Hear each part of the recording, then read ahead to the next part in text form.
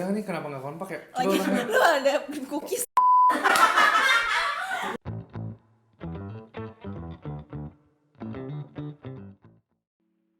Halo guys, kembali lagi di Jaksa on View, tempat yang paling cocok buat kita transfer ilmu bareng yang bakal ditemenin sama gue Ines, FHW 2019. Dan gue Davin, FHW 2019.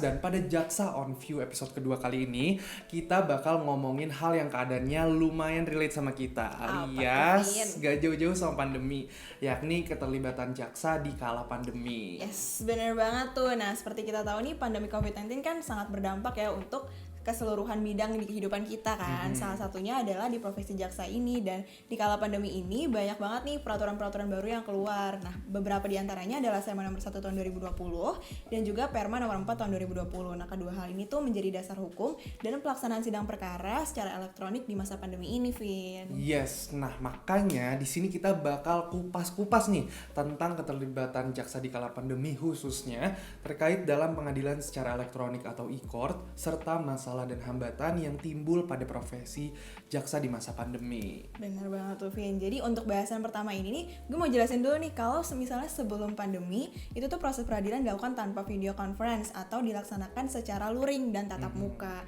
di pengadilan dengan seluruh pihak hadir langsung ke pengadilan negeri tersebut gitu, Vin. Yes, dan untuk gambaran singkat nih buat teman-teman, berikut adalah proses persidangan pidana dalam acara pemeriksaan biasa. Nah, terus dengan adanya sidang yang dilakukan secara elektronik atau daring ini, at least ada 4 hal nih teman-teman yang terdampak gitu. Pertama, mengenai kehadiran jaksa penasihat hukum, terdakwa, majelis hakim, saksi dan ahli. Kemudian mengenai dokumen-dokumen persidangan. Ketiga, mengenai pemeriksaan terdakwa, saksi, ahli dan barang bukti. Dan terakhir mengenai persidangan yang terbuka untuk umum. Nah, terus nih Vin, kalau misalnya kita lihat lagi berdasarkan e-court, itu ada Perma nomor 4 tahun 2020 yang tadi gue sebutin. Itu banyak banget nih sebenarnya kelebihan-kelebihan dari e-court ini. Wah, apa tuh, Nes? Jadi sebenarnya e-court ini pasti memberikan kemudahan ya bagi para pihak dalam persidangan. Tentunya juga merupakan upaya dari pemenuhan perwujudan asas persidangan. Ingat dong, yang Iya, itu asas inget cepat, dong. sederhana, dan biaya ringan. Oke, paham. Tapi pasti ada dong, Nes, masalah dan hambatan yang ada dalam pelaksanaan e-court. Pasti ya kan, karena dalam sudut kehidupan pasti ada kelebihan dan kekurangan ya. Bener. Nah, jadi langsung aja nih.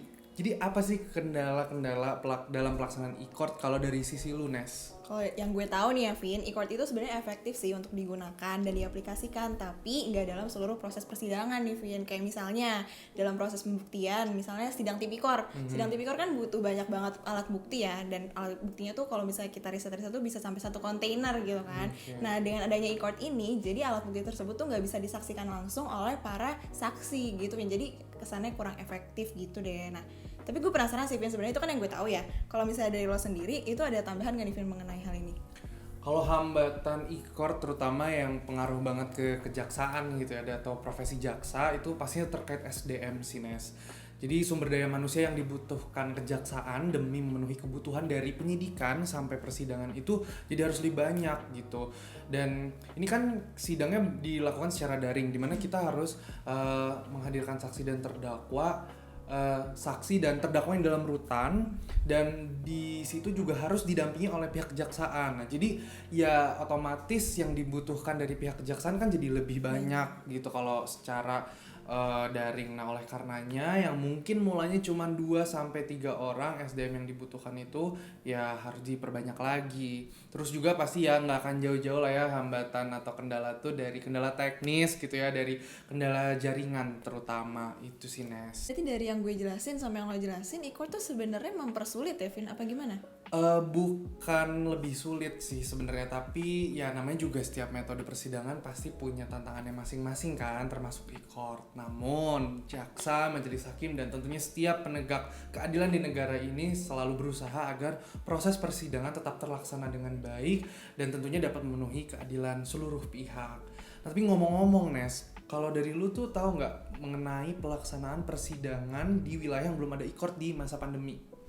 Setahu gue ya, Vin, karena kan e-court ini yang kayak tadi kita bilang nggak semua perkara tuh harus dilaksanakan secara e-court. Nah, berarti nggak semua daerah juga harus melaksanakan e-court, dan setahu gue sebenarnya tuh nggak ada kekhususan gitu loh, Vin, dalam persidangan untuk melaksanakan e-court ini. Semuanya tuh tergantung pada proses pemeriksaan dan pembuktian tadi, apakah memang suatu perkara ini bisa diselesaikan secara daring gitu, Vin. Nah, tapi di tengah pandemi ini tuh beberapa persidangan setahu gue juga tetap dilaksanakan secara luring, terutama persidangan-persidangan yang kasusnya memang kompleks gitu, Vin. Jadi sebenarnya e-court ini akan efektif dan efisien kalau dilaksanakan oleh para pihak yang berperkara ini punya sarana prasarana yang layak dan agar bisa mengakses persidangan ini secara daring ya. Nah mungkin ya semoga kita berdoa aja nih beberapa tahun ke depan dengan segala perkembangan teknologi Indonesia dapat melaksanakan e-court dengan lebih maksimal. Amin. Gitu. Tapi nih Vin, kalau lu sendiri pernah dengar gak sih kayak tantangan moral dari suatu jaksa? Tadi kan kita bahas tantangan e-court ya, lebih ke teknis persidangan. Kalau profesinya sendiri nih, terutama kalau misalnya jaksa dalam pandemi, gimana tuh Vin? Pernah sih. Jadi ya kalau dari riset-riset gue nih ngobrol-ngobrol tipis nih sama jaksa tuh iya sama jaksa akrab. tuh jadi jaksa tuh pasti nggak mudah Nes. Benar. Ya namanya juga jadi jaksa tuh pasti harus bebas dari intervensi dari pihak yang berperkara dan juga termasuk intervensi pemerintah baik dalam menjalankan tugas, menjaga kehormatan dan martabat profesi serta etika dalam melakukan hubungan kemasyarakatan di luar persidangan. Nah, tapi setahu gue nih Vin, masalah transparansi dan hati nurani itu tuh diatur loh Vin dalam konstitusi kita dan juga peraturan perundang-undangan lainnya. Bisa di konstitusi itu diatur dalam pasal 28E ayat 1 ayat 2 dan juga 28I ayat 1 di konstitusi kita. Dan juga ada juga nih Vin peraturan kejaksaan nomor 15 tahun 2020 tentang penghentian penuntutan berdasarkan keadilan restoratif gitu. Gue pernah denger sih Nes terkait keadilan restoratif. Mungkin mau dijelasin lebih lanjut nih biar teman-teman semua lebih memahami. Boleh. Jadi setahu gue nih ya Vin, keadilan restoratif tuh penting banget. Pasti kita seorang jaksa mengedepankan hati nuraninya, karena yang dicari dari penyelesaian perkara itu bukan siapa yang benar dan siapa yang salah, tapi gimana jaksa melibatkan seluruh pihak supaya terdapat dan mencapai suatu kesepakatan yang adil bagi para pihak gitu, Vin. Jadi emang banyak banget ya hal-hal tentang jaksa nih, terutama dalam diskusi kita pada hari ini yang bener-bener jujur gue banyak baru taunya Gue juga gitu, sih, Nes. jujur banget gue juga baru tahu. Jadi emang seru ya. Nih kayaknya dilihat-lihat nih kayaknya emang pengen jadi jaksa. Waduh, nih, jangan gitu dong, kan Anda nih Pak yang pengen jadi jaksa. Ya udah bareng-bareng deh. Kita gitu. berdoa aja semoga Kejaksaan Republik Indonesia lebih baik ke depannya. Oke, amin. Oke. Ya, jadi ya di sini kita tadi udah ngupas-ngupas terkait keterlibatan jaksa di kala pandemi, khususnya terkait e-court dan juga masalah dan hambatan yang timbul pada profesi jaksa di masa pandemi. Jadi mungkin biar nge-wrap up aja nih Nes, biar teman-teman semua tuh langsung kayak paham apa sih inti perbincangan kita pada hari ini. Boleh Nes? Nah, jadi berdasarkan apa yang kita udah bahas tadi nih Vin, sebenarnya ada 2 intisari yang bisa kita ambil nih Vin. Pertama, permasalahan dalam e-court ini sebenarnya bergantung pada kompleksnya suatu perkara, baik itu dalam proses pembuktian maupun pemeriksaannya. Jadi nggak semua daerah atau semua perkara kok sebenarnya harus dilaksanakan secara e-court, jadi tergantung aja gitu. Kedua, permasalahan hati nurani nih, jaksa itu sebenarnya harus terhindar dari seluruh intervensi, termasuk intervensi pemerintah, dan itu berarti jaksa harus mengedepankan hati nuraninya dalam melakukan penegakan hukum di Indonesia supaya tercapai keadilan yang restoratif. Nah, itu aja teman-teman pembahasan kita pada episode kedua kali ini.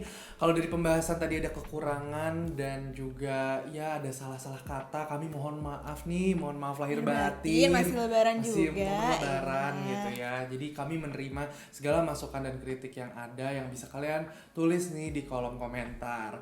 Semoga podcast ini bisa bermanfaat bagi kalian. Jadi jangan lupa like, comment, dan subscribe. Oke deh, akhir kata gue Ines. Dan gue Davin. Pamit undur diri. Dadah.